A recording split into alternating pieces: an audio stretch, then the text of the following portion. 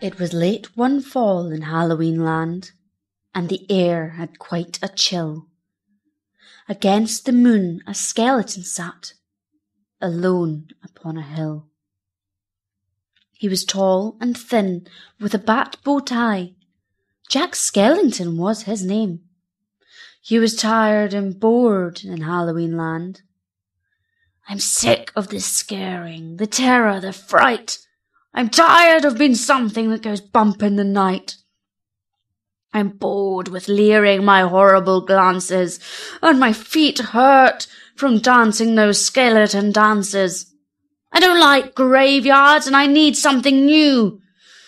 There must be more to life than just yelling boo." Then out from a grave with a curl and a twist came a whimpering, whining, spectral mist. It was a little ghost dog with a faint little bark, and a jack-o'-lantern nose that glowed in the dark. It was Jack's dog, Zero, the best friend he had, but Jack hardly noticed, which made Zero sad. All that night and through the next day, Jack wandered and walked. He was filled with dismay. Then deep in the forest, just before night, Jack came upon an amazing sight. Not 20 feet from the spot where he stood were 3 massive doorways carved in wood. He stood before them, completely in awe, his gaze transfixed by one special door. Entranced and excited, with a slight sense of worry, Jack opened the door to a white, windy flurry. Jack didn't know it, but he'd fallen down in the middle of a place called Christmas Town. Immersed in the light, Jack was no longer haunted. He had finally found the feeling he wanted. And so that his friends wouldn't think him a liar, he took the present-filled stockings that hung by the fire. He took candy and toys that were stacked on the shelves, and a picture of Santa with all of his elves. He took lights and ornaments and the star from the tree, and from the Christmas Town sign he took the big letter C. He picked up everything that sparkled or glowed. He even picked up a handful of snow. He grabbed it all, and without being seen, he took it all back to Halloween. Back in Halloween, a group of Jack's peers stared in amazement at his Christmas souvenirs. For this wondrous vision none were prepared.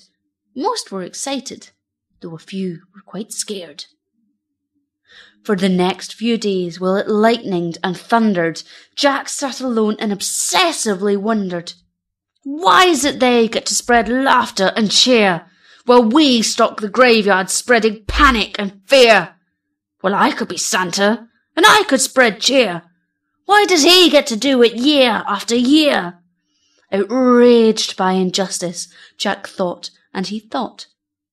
Then he got an idea. Yes! Yes! Why not? In Christmas Town, Santa was making some toys. When through the din he heard a soft noise. He answered the door, and to his surprise, he saw weird little creatures in strange disguise. They were altogether ugly and rather petite. As they opened their sacks, they yelled, "Trick or treat!" Then a confused Santa was shoved into a sack and taken to Halloween to see Mastermind Jack. In Halloween, everyone gathered once more, for they had never seen a Santa before. And as they cautiously gazed at the strange old man, Jack related to Santa his masterful plan. "My dear Mr. Claus, I think it's a crime that you've got to be Santa all of the time. But now I will give presents and I will spread cheer. We are changing places. I'm Santa this year. It is I who will say Merry Christmas to you, so you may lie in my coffin, creak doors and yell boo. And please, Mr. Claus, don't think ill of my plan, for I'll do the best Santa job that I can." And though Jack and his friends thought they'd do a good job, their idea of Christmas was still quite macabre. They were packed up and ready on Christmas Eve day, when Jack hitched his reindeer to his sleek coffin sleigh. But on Christmas Eve, as they were about to begin, A Halloween fog slowly rolled in. Jack said, "We can't leave. This fog's just too thick. There will be no Christmas, and I can't be Saint Nick." Then a small glowing light pierced through the fog. What could it be? It was Zero, Jack's dog. Jack said, "Zero, with your nose so bright, won't you guide my sleigh tonight?" And to be so needed was Zero's great dream, so he joyously flew to the head of the team. And as the skeletal sleigh started its ghostly flight, Jack cackled, "Merry Christmas to all, and to all a good night." 'Twas the nightmare before Christmas, and all through the house. Not a creature was peaceful, not even a mouse. The stockings all hung by the chimney with care, when opened that morning would cause quite a scare. The children all nestled so snug in their beds, would have nightmares of monsters and skeleton heads. The moon that hung over the new-fallen snow cast an eerie pall over the city below, and Santa Claus's laughter now sounded like groans, and the jingling bells like chattering bones. And what to their wondering eyes should appear but a coffin sleigh with skeleton deer, and a skeleton driver so ugly and sick they knew in a moment this can't be Saint Nick. From house to house, with a true sense of joy, Jack happily issued each present and toy. From rooftop to rooftop he jumped and he skipped, leaving presents that seemed to be straight from a crypt. And aware that the world was in panic and fear, Jack merrily spread his own brand of cheer. He visited the house of Susie and Dave. They got a Gumby and Pokey from the grave.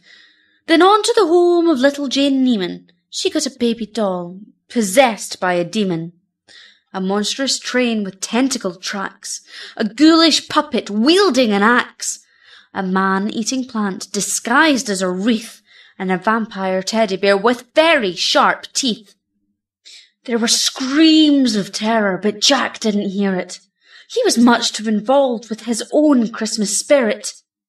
Jack finally looked down from his dark, starry frights and saw the commotion, the noise and the light. "Why, they're celebrating! It looks like such fun!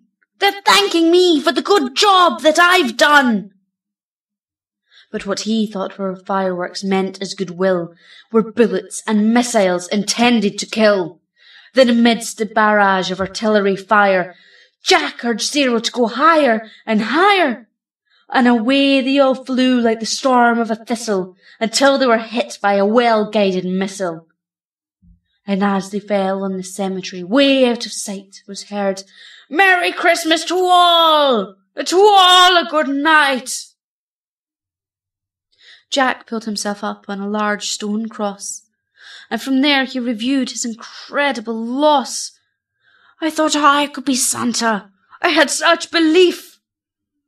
Jack was confused and filled with great grief. Not knowing where to turn, he looked toward the sky. Then he slumped on the grave and he started to cry. And as Zero and Jack lay crumpled on the ground, they suddenly heard a familiar sound.